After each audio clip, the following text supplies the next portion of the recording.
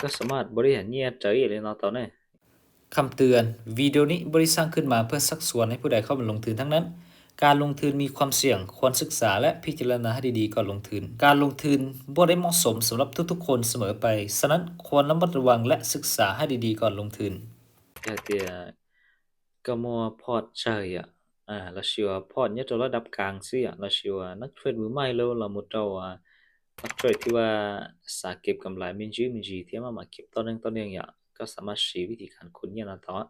ต่ออีเราก็ยังชี้ที่อย่างวิธีนั้นอย่างวิธีนั้นมาเสร็จก็เทรดเสียหรือว่าอีเอาไปปลอมไม้ติดหรือไม่ที่ชี้ที่เจ้าหรือจ่าเราก็ยังไล่ทุนที่ไล่กำไรแต่ก็เราเนี่ยอยากให้เขาจริงจังเนี่ย ที่เขากุญแจเนี่ยเราการบริหารเนี่ยอย่างนี้เนาะที่ชิมันก็จุ่มวินัยเนอะอย่างที่ก็มองงบเฉยๆระดับเราชี้เจ้าใช่เจ้าไอ้ปัวปัวหรือจะหลักเหรียญเนี่ยไอ้ก็ต้องการเอากำไรไม่เมนี่นอนมาก็จุ่มวินัยอย่างน้อยก็กำไรอีหาเป้เหรียญละชัวอีหาชี้เหรียญซื้อนั่นเจก็หยุดทันทีนี่อย่างก็อาจจะเปลี่ยนมุดเทรดเนี่ยตัวหรือดูเชื่อโลละชัวตากี้ก็มาลิเทรดละเตาอย่าง แต่ชิมันจะจงเตียวิธีการบริหารเงินเรามากำไรประมาณนี้อีหาเป้ละชีชิเลียสิเจหยุดทันทีเนี่ยเราไปเช่าเกชว่าวิธีน่ะอยู่ว่าบริหารเงินใจอ่ะเด็กคลิปสไตล์อย่างนี้เรามาคุยเรื่องเคลียร์ไปเช่าละเทียแต่ชิมาคุยว่าเคลียร์สิที่อ่ะเพื่อเราจะให้ที่สาเป้าที่เราชีเจ้ากุศใช้เจ้ากุศตัวใช้อ่ะโอเคอ่าไปเช่าโอเคเนี่ยตอนทำบิดได้เจมืออีจุดอีเสียกี่เศร้ามันนั่นต่อ ตลาดในใช้เกี่ยวเป็นตลาดในป้องดอลลูกฐานนั่นแหละซึ่งอาจจะมีการก่อตัวขึ้นไปแล้วก็เป้าชิตาเทียนะจากเสียเทลิจานเราคุยบริหารเนี่ยเราอยากโอเคซื้อออเดอร์นะจ๊ะจริงๆมันเนี่ยการบริหารเนี่ยนะเจ็ดสายเดียกูเทรดเสียนะอีเอาไปไม่ติดเราคุยบริหารเนี่ยเราไปใช้อยากกับไปปล่อยเดียเต่าอยู่เสียเลยอยู่บริหารเนี่ยเราในเชิงไรทั้งต้นทุนเทียไรทั้งกำไรเราเทียอยากขณะที่เขาว่า คุณเชียงเทียนนี่เป็นประโยชน์เทียเป็นความรู้ต่อไปจงล่างเนี่ยเราไปเช่าโอเคตลาดตัดสินน้อยอย่างหรือว่าการขึ้นจากจุดนอเยตัวสนะหลัดใช้ส่วนอย่างเจเดปิ้งเจละโอเควิลาเนี่ยวิลาอย่างหลัดสักนอในดักการเจเดเสาอย่างเจ็ดใช้เตาเตียนหรือในรูฐานนี่เราเรียกเนาะรูฐานนี่ดอกนอเนี่ยซึ่งยันในยันเจนออกมาในยุจุนเจก็เชียชารูฐานเนาะในรูฐานกู้อย่างเจในยันเจมเชียชารูฐานกู้นั่นเนี่ย chìm là các bóng lấy tê số nó này thì khi mà chỉ bảo thì của bóng rồi thế là này can can thì viết khó xí ok là bấm nha ở đây của yếu sứ bài to này sứ mà to vì thì giờ thì nhiều anh chơi muốn nó mà nếu chuyển chơi còn xếp bớt số nó này giờ thì nhiều anh chơi muốn này giờ thì anh chơi to lớn nó mà nếu chuyển ghi lọ chỉ ở đây nó của viết khó thì nếu mà cả chuyển chơi thì xin này cũngเป็นการวิเคราะห์นะสี่100%นะโอเคใช่ผมรู้โอเคเนี่ย ผมเริ่มสังเกตอย่างอืมออฟฟิศโอ้ยตลาดสวิงกันไปchú cha swimming กันไปแล้วในคุยเขาบนเหียนด้วยเป๊ะvì thế bé tập lấy sai cản b리 hẳn nhiều kia này là ui theo nó swing hàng gần bay swing là ta nó theo nó này gì tôi thấy xuân cho nó tới chỉ mà hàng khải tao thâu liền là sao ok thang nó cũng đặc anh gì đó số anh gì đó số ok cốt khải tê và ta bóng nhẹ nhàng chỉ gì là cá sỏi của cốt khải lên là lúc kia nè cốt khảiไปจุดล้อยกดขายตามแผนที่เขาchứngมาแล้วก็วางแผนบริหารเงินหล่ะเหรอเนาะมาอยู่ไปตามแผนเลยสินะซอสแต่ซื้อวิ่งเตาเนาะแห่งซื้อแห่งขายต่อสู้กันแบบดูเดือดแล้วโนเกียด้วยนะเนี่ยโมกาดเลียที่สวยโอเคกำไรเราเรียบร้อยแล้วเนี่ยถ้าว่ากำไรเราเหลือนะเจเป็นราคามัวอีกดีไปเช็ครูปพอร์ตชนเอาไว้ไปเช็คมั้ยปะตายาชาจอดลาเนี่ยจะไปตื้อเสียที่เชียงบริหารเนี่ยเราเจวีนออสที่นั่นเนี่ยเจว่าไปตื้อกำไรไหลอ้อเนี่ยไปจ่ายตื้อเสียละกำไรที่ไหนออเดอร์เนาะมัวใช้เทียนเองเด้ซื้อบาทหนึ่งโอ้ยซื้อแต่สิมาปงเลี้ยงเด้แท่งเราเนี่ยปงเลี้ยงได้แหละปะตามัวใช้เทียนเลยนะโอเคกลับขึ้นไปโอ้ลุ้นนะตาลุ้นนะตา giờ tiền này khía li nó là mà nếuอาจจะว่าการสลับมันจีnó nè เขียวแดงnóจะมาลิป้งแล้วเนี่ยเราใช้ปูมูลินเด้อแล้วnó kia ở đây nèซื้อหมูไรเลยอ่ะซึ่งยันเจเชนมาวินแน่นอนโอเคกำไรละกำไรเราจะเป้เหรียญเนี่ยซึ่งเป้เหรียญน่ะมันนี่ถ้าชาลีว่าเราจอดพาแล้วย่อยเปลี่ยนเลยอ่ะเป๊ปร้อยนาทีนะกำไรเราจอดพามากูถือว่าโอเคหังเนี่ยโอเคหังดีแล้วโอเคนะครับmột ít chút đi thì nó biết là sẽ đi chạy à gì đó cho sồn sẽ sau lần thế à sẽ buổi mua sấy thiệt đi chả mua sấy thiệt mà theo của anh chắc nhà công sứ tao bài sư à mua sấy thiệt nè vì thìปกติยังmua sấy thiệt màนี่ย่อยขอซ่องว่างนะซ่องว่างเราถูแท่งเทียนต่อไปขึ้นไปอ่ะฝั่งเรามาปอlên đờiนะsẽ họขึ้นหมู่ปลายนะขึ้นหมู่ไรอ่ะchỉ thích nó chỉ giống như nó khó bé thảo của ta là này giờ thì những dây mũ nó mà nếu chủ mũ sáng chút này tiền nó xia cha chút cố học cá nữa đó này và thảo bé sáng này những dây tôi nó cho nó cái gì là cho sáng lúc thản nó cá nó chỉ nếu giờ bị sáng lúc thản chia này chỉ lúc thản tao bay mà ít lên mà nếu bóng rồi nó thắt cho nó thì những dây giống như tôi thấy này dây nó sợ mũ này à anh tựศึกษาแล้วจอนเลยเทรนขาขึ้นขาลงแล้วมากัดเชื่อตรงnày ok ở đây nó đại khái một lý ý được cố dập sao ok biết bỏ thì xuông nó ค่อนข้างที่จะมีแห่งซื้อหลายเขียวงามเยอะยันจูนตอนนั้นเจ๊แต่กูอย่าตามเทรนไปเอาได้นะซื้อไปก่อนเลยจ่ายเตียเลี้ยเราซื้อไปเลยนะโอเค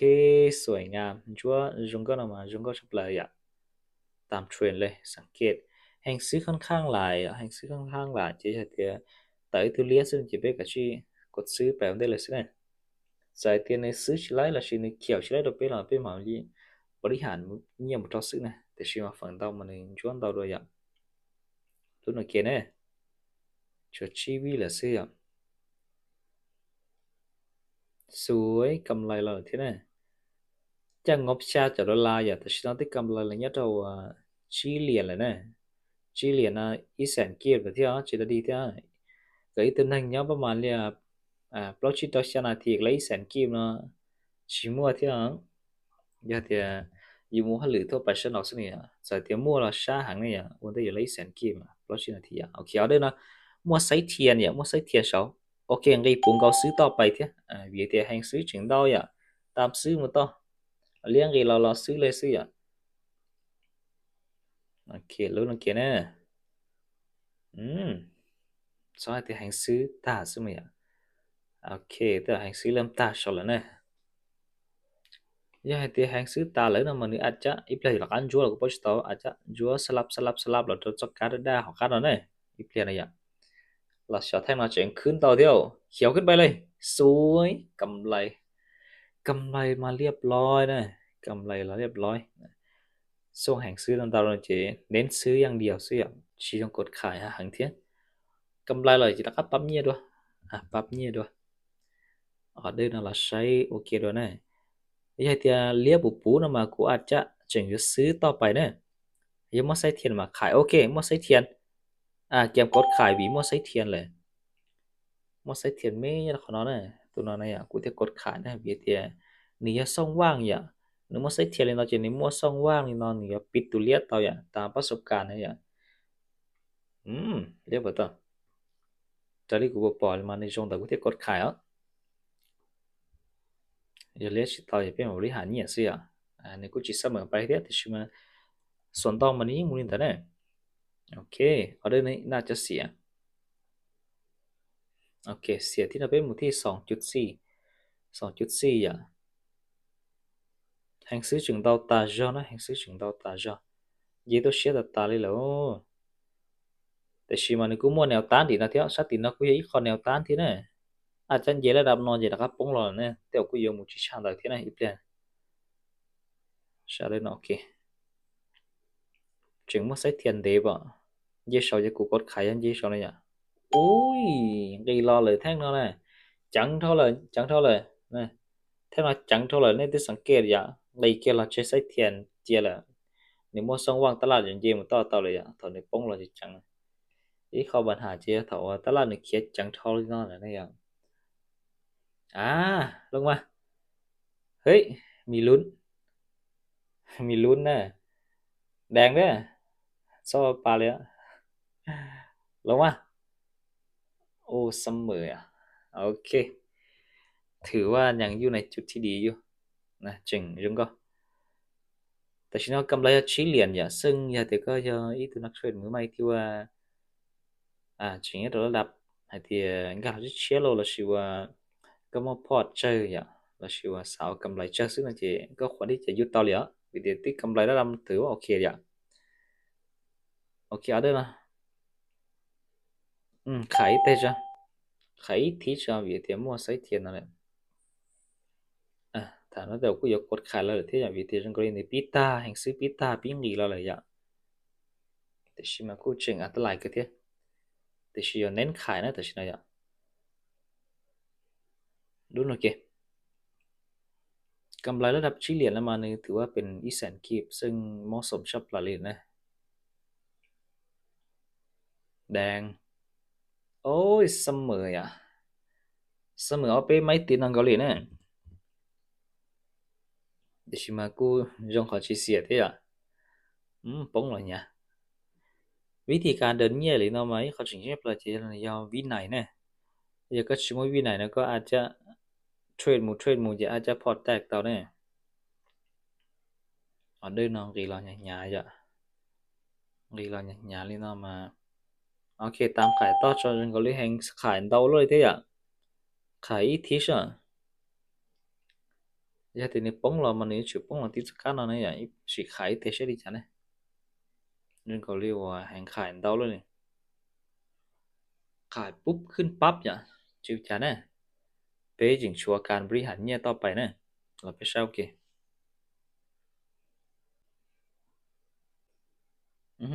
เสียด้วยนะ2.4บินไปละที่เราไปที่4.8นะ4.8ล่ะอย่าบินออเดอร์เนาะนะเจียวเยอะพักผ่อนเกี่ยอย่างกำไรมา6 เหรียญจะถือว่าโอเคใช่ปะเลยเราไปเช่าด้วยเนาะ ในป้งเราเนี่ยหยาอย่าที่ชิมาในมั่วการสลับลอยสลับเขียวอย่าเลี้ยนจัวเราเนี่ยเจกูอยู่สลับเลยเนี่ยยังมั่วใช้เทียนจะกูกดขายเอาได้นะโอเคขายเลยวิธีนี้มั่วใช้เทียนเดทเท่าเลยเนี่ยกูจะกดขายตามจอกก้าวใช้เทียนออกก้าวนั้นกูชี้ซื้อละไอ้ทีนี้จัวเลี้ยบุปูนั่นเจอยากกูให้ประทานในเลี้ยเราสลับเขียวเจเอาได้นะกูเก็บซื้อนะที่ชิมาในมั่วใช้เทียนจะกูกดขายเลยละเอาได้นะยาววินนะเจเยอะพักผ่อนอย่า กำไรมา6 เหรียญก็ถือว่าโอเคที่สุดแล้วสำหรับงบระดับมาเราจะชาติจาก USDT เนี่ยอย่างช่วงชาติประเทศนี้ยอการซอลลบมากเนี่ยสวยโอ้กำไรชากำไรชาอย่างเป็นเรื่องงบยาวชาจาก USDT เนี่ยแต่ฉันว่ากำไรยาวว่าชาจุดเล้าจากชา USDT เนี่ยถือว่าเป็นเรื่องที่ดีแล้วก็เรื่องที่โอเคใช่ปล่อยเนี่ยสำหรับว่านักเทรดหรือไม่เราหมดเราจะว่า เนี่ยเก็บพอร์ตน้อยๆที่เราหมดเราจ่ายแต่มาปั้นพอร์ตโลเราหมดเรานักเทรดมือใหม่กำไรระดับนอถือว่าเป็นอีกข้อที่จงชับละเลยนะเราไปลองเชื่อว่าเทรดที่เป็นช่วงกำไรว่าชาจุดร้อยจุดชาเหรียญนั่นตัวที่จ่ายชาจุดร้อยจุดชาเหรียญคุณตัวอีจั่ว00ซึ่งก็กำไรรออีแสนเราจะพักเก็บเจนึงถือว่าเป็นเรื่องที่โคตรดีเลยนะเทรดประมาณลิเก่าแต่นาทีสมมุติเราในเก่าแต่นาทีเรื่องนี้จะละกะเหรียญนะกำไรระดับอีแสนแต่ขึ้นไปจะถือว่าเป็นเรื่องที่ว่าดีที่สุดแหละซึ่งไอ้เตี้ยชิไม่เขาหรือเตี้ยก็มาอวยอีเปลจอแล้วอีออแสนแล้วสไลด์ละnhà hàngอย่างในช่วงนั้นนะโอเคเจฝากเราเป็นความรู้เราไปเฉลยต่อเก่าเกียร์ชินจีจะเลยได้วิดีโอนั้น